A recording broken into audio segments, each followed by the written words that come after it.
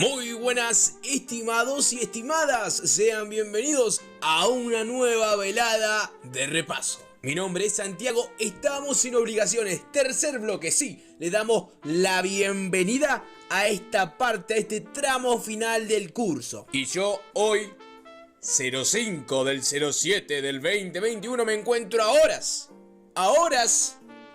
días y un par de horas, de tener la última evaluación, el último parcial de obligaciones. Pero bueno, no me voy a poner a estudiar sin ayudarte a vos. No me voy a poner a estudiar sin acompañarte en este camino. Antes que nada, te dejo un mensaje muy importante en pantalla. Y bueno, le damos que le damos, porque si no, no terminamos.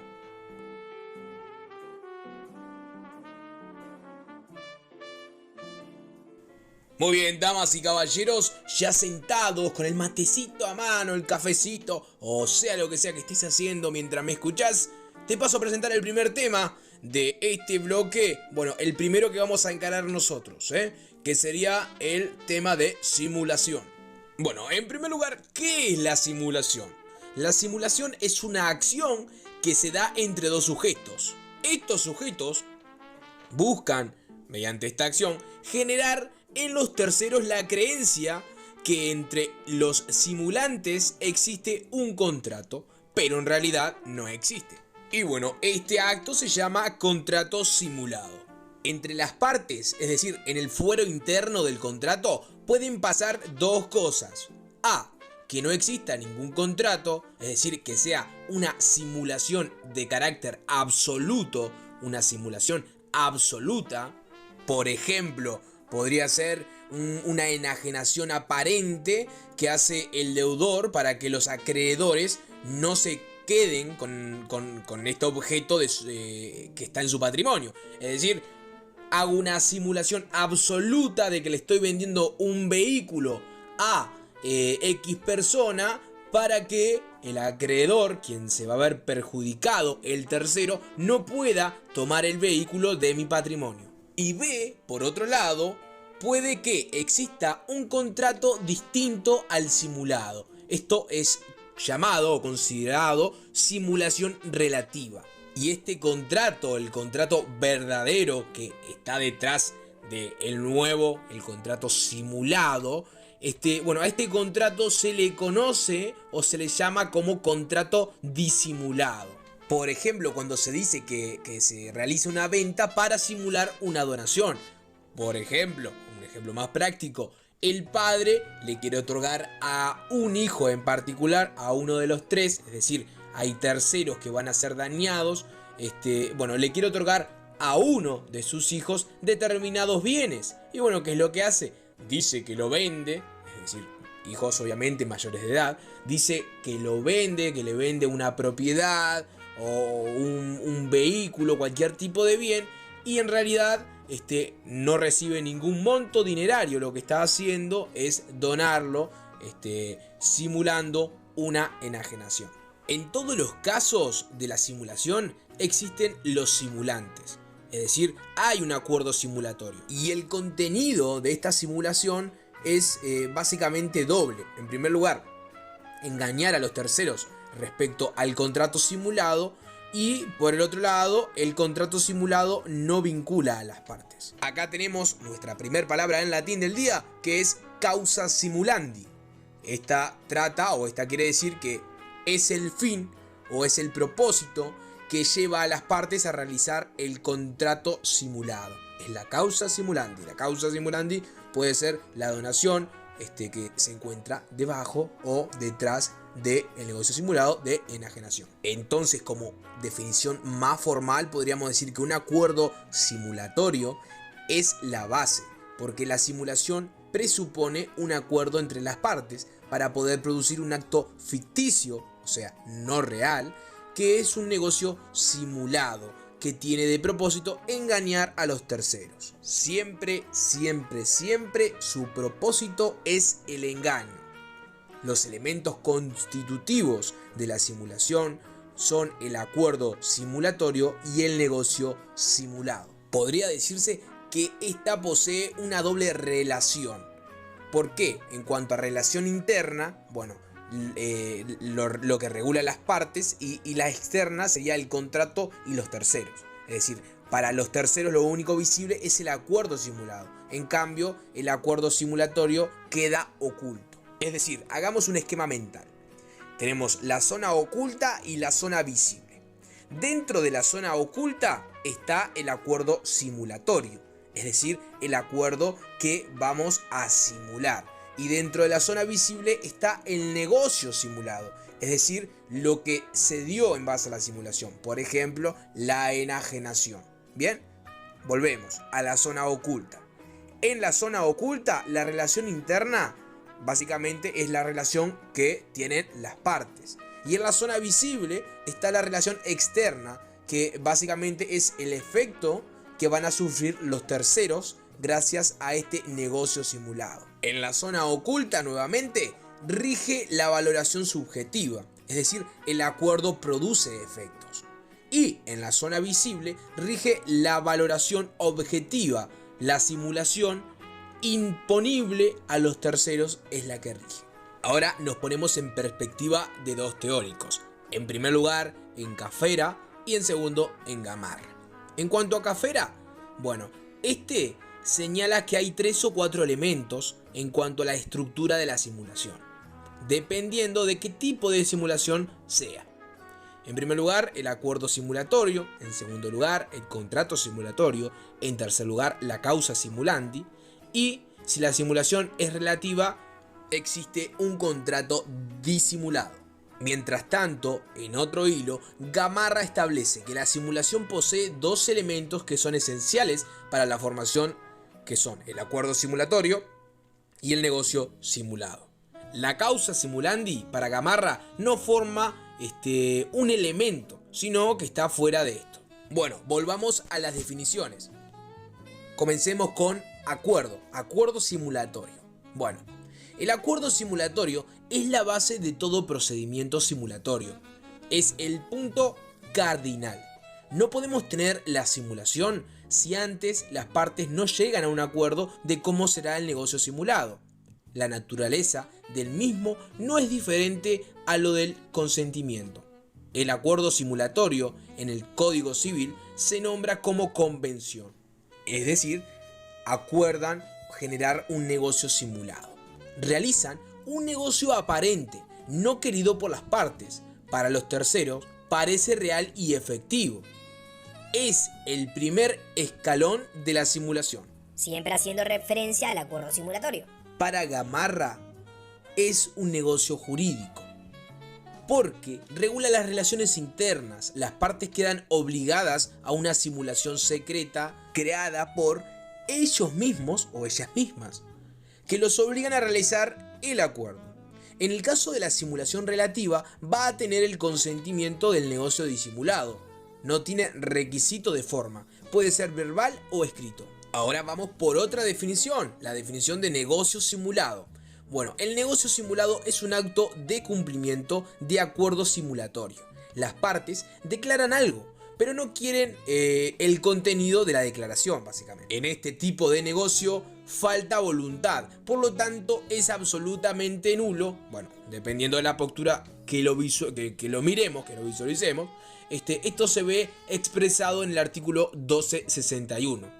El perfeccionamiento de es un acto de ejecución del acuerdo simulado. Las partes cumplen lo que acordaron en lo interno y bueno, carece de voluntad. Y bueno, por otro lado, el negocio disimulado. El negocio disimulado es algo eventual que solo se da en las simulaciones relativas. El mismo se da cuando las partes quieren un negocio. Entonces, en el acuerdo de voluntades simulan un negocio y se obligan a otro. Ejemplo, quieren realizar una donación, pero la disfrazan como una compraventa. La validez del negocio simulado no afecta la validez del negocio disimulado.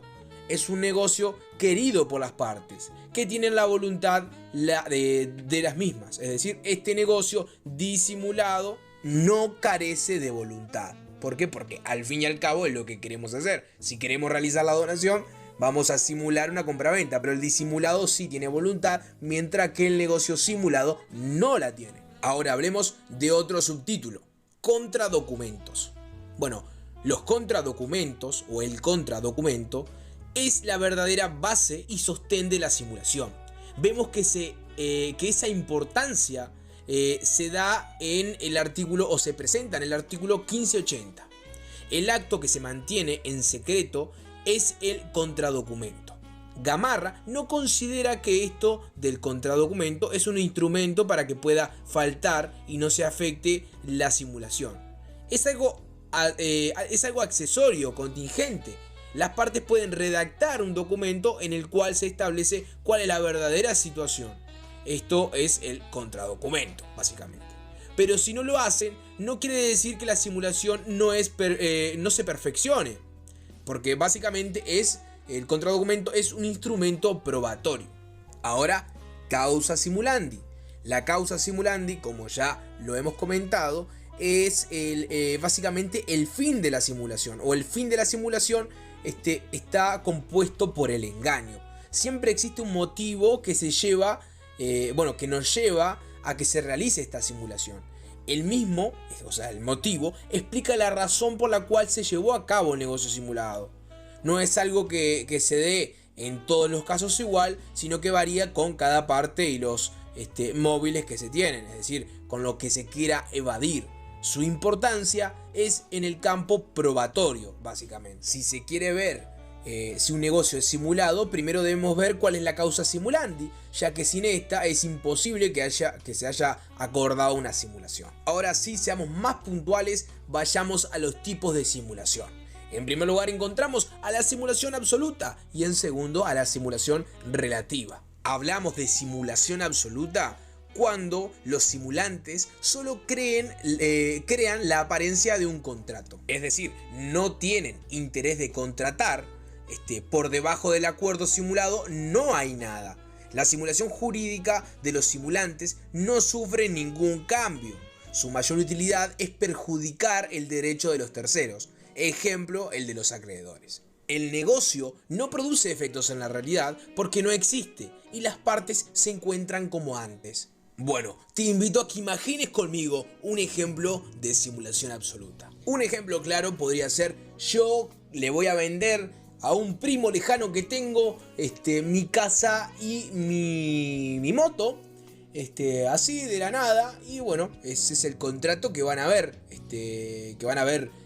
los terceros, es decir, el acreedor. Sin embargo, estamos hablando de una simulación absoluta. No hay ningún contrato detrás con mi primo, sino que él me está haciendo la camada de decir: sí, yo se la compré para que el vehículo y la casa siga siendo mía, porque yo voy a seguir haciendo uso y goce de los mismos. Ahora, vayamos con la simulación relativa. Bueno, básicamente en este caso la simulación tiene la finalidad de ocultar otro negocio que es el querido realmente por las partes. Es decir, es el que realmente tiene consentimiento o interés.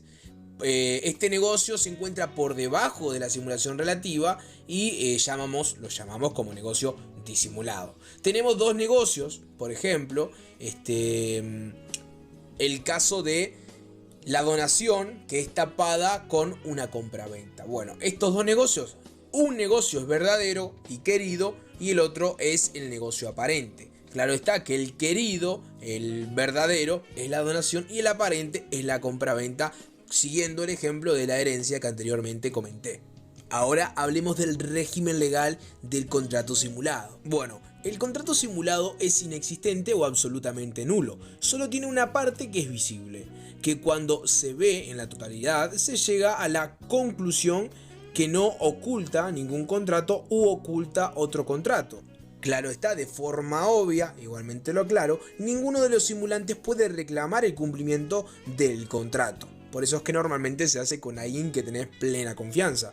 Porque si realizás algo y al final, si simulás algo y al final la parte que te estaba haciendo el 2 no te devuelve lo que se suponía que era tuyo. Ahora, en cuanto al régimen legal del contrato simulado invocable por terceros, bueno, no puede perjudicar a los terceros. La ley, en el artículo 1580, le permite al tercero invocar el contrato simulado como si fuese válido, pero también puede invocar que el mismo sea nulo o inexistente. Bueno, ahora hablemos de la prueba de simulación. Toda simulación trata de no dejar rastros. Lo más habitual es que la prueba de simulación se realice en dos pasos. En primer lugar, la constatación de indicios relevantes y en segundo lugar, la imputación de la causa simulandi. Los indicios son datos que nos llevan a ver si hay o no simulación.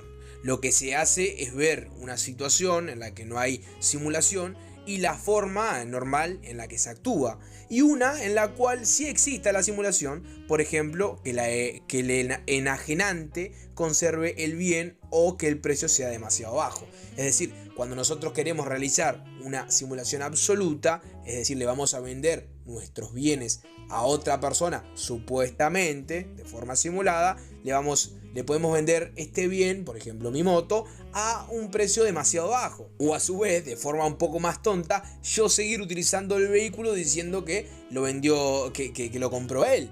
O puede pasar con la casa, si se la vendía a otro, porque yo seguiría viviendo dentro. Es decir, comparamos una situación normal, donde no hay simulación. Si yo vendo mi casa, quien va a vivir en la casa que antes era mía era el nuevo dueño. Bueno, y lo comparamos con una simulación en la que yo sigo viviendo en la casa. Es como que, sí, esos son los indicios. Ahora, causa simulandi. Para poder comprender qué querían hacer las partes, el juez proyecta la causa simulandi. Es decir, bueno, quería evadir el cobro de un acreedor. Bueno, con esto se ve si es o no una simulación. Si se encuentra coherencia con la causa simulandi, podemos ver que estamos ante caso de simulación. El juez va a decir, sí, quería evadir a este acreedor, quería evadir esta deuda y realizó la simulación de la venta o la enajenación del inmueble. El artículo 1596 dice que si el contrato se instrumenta por escrito, las partes a la hora de armar el argumento